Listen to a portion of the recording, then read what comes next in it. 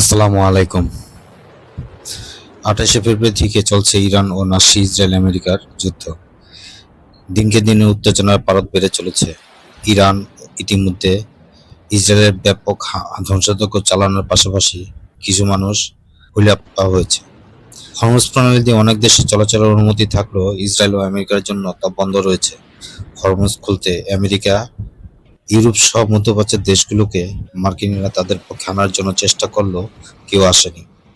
Europe এটা আমেরিকার যুদ্ধ বলে অভিহিত করেছে, সেই সাথে তাদের আকাশসীমা যুদ্ধের জন্য ব্যবহার করতে আমেরিকা দেয়নি। ক্রুড অয়েলের দাম বাড়ছে রকেটের গতিতে। ইতিমধ্যে ইন্দোনেশিয়ায় তেলের জন্য তাদের অভ্যন্তরীণ ফ্লাইট বন্ধ করে দিয়েছে। নেপাল ও ভিয়েতনামে তেলের জন্য জটিল পরিস্থিতির সৃষ্টি হয়েছে। আমেরিকা ও ইসরায়েল যেসব সাইটে আক্রমণ করেছে, ইরান ঠিক তার অনুরূপ আক্রমণ করে যাচ্ছে।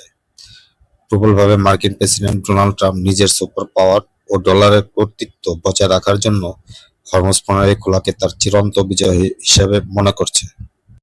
ইতিমধ্যে আমেরিকা তার F-35 যুদ্ধবিমান এয়ারক্রাফট হারিয়েছে এবং স্থল অভিযানও ব্যাপক ক্ষয়ক্ষতির সম্মুখীন হয়েছে।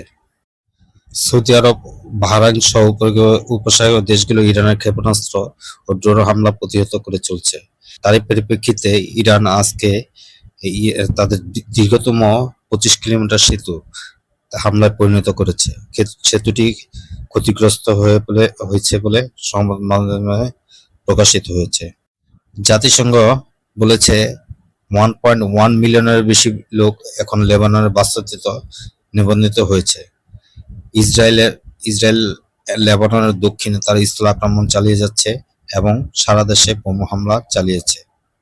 ইরানে আটক থেকে মুক্তি পাওয়া একজন জাপানি সাংবাদিক দেশ ছেড়ে যেতে পারবেন না বলে তিনি বলেছেন। এখনো তার নিরাপত্তা সম্পর্কিত অভিযোগের মুখোমুখি হচ্ছেন। চীনের প্রেসিডেন্ট শি জিনপিং বলেছেন, ইরানের বিরুদ্ধে যুদ্ধের কারণে উপসাগরীয় অঞ্চলে থেকে যে সরবরাহ কমে যাওয়ায়, জ্বালানি খরচ বেড়ে যাওয়ায় তার দেশ জ্বালানি সুরক্ষার জন্য একটি নতুন শক্তি ব্যবস্থা অনুসরণ করবে। মালয়েশিয়ার পররাষ্ট্র মন্ত্রণালয় নিশ্চিত করেছে, হরমুজ প্রণালীতে আটকে পড়া 7টি জাহাজ মালয়েশিয়ার মালিকানাধীন বাণিজ্যিক জাহাজের মধ্যে একটিকে ইরানি কর্তৃপক্ষ নিরাপদে চলাচলের অনুমতি দিয়েছে। এদিকে জাতিসংঘের নিরাপত্তা পরিষদ মঙ্গলবার আজকে হরমুজ প্রণালী খোলার ব্যাপারে এবং নেভিগেশনের স্বাধীনতা নেভিগেশন করার প্রচেষ্টা হিসেবে আজকে একটি প্রস্তাব গ্রহণ করেছে। আপনারা ইতিপূর্বে আমার ভিডিও থেকে অবগত হয়েছেন, মিশর, তুরস্ক, পাকিস্তানের মাধ্যমে একটি 10 দফা প্রস্তাব ট্রাম্প যুদ্ধবিরতির জন্য ট্রাম্পের কাছ থেকে ও ইরানের কাছ থেকে প্রস্তাবটি আলোচনায় রয়েছে। প্রেসিডেন্ট ট্রাম্প এই প্রসঙ্গে বলেন, তেহরান এটা বলেছে যে ট্রাম্পের সময়সীমা ঘনিয়ে আসায় ইরান সর্বশেষ যুদ্ধবিরতি প্রস্তাব প্রত্যাখ্যান করেছে। অর্থাৎ ট্রাম্প যে 48 ঘন্টার আলটিমেটাম দিয়েছে তা ঘনিয়ে আসে, ইরান তা প্রত্যাখ্যান করেছে। ট্রাম্প ইতিমধ্যে 48 ঘন্টার ভিতরে একটি যুদ্ধবিরতির প্রস্তাব দিয়েছে, নতুবা সে ইরানের বৃহত্তম পাওয়ার প্ল্যান্টগুলিতে হামলা চালাবে। ইরান যুদ্ধবিরতির প্রস্তাব প্রত্যাখ্যান করে বলেছে তারা যুদ্ধের স্থায়ী সমাপ্তি চায়।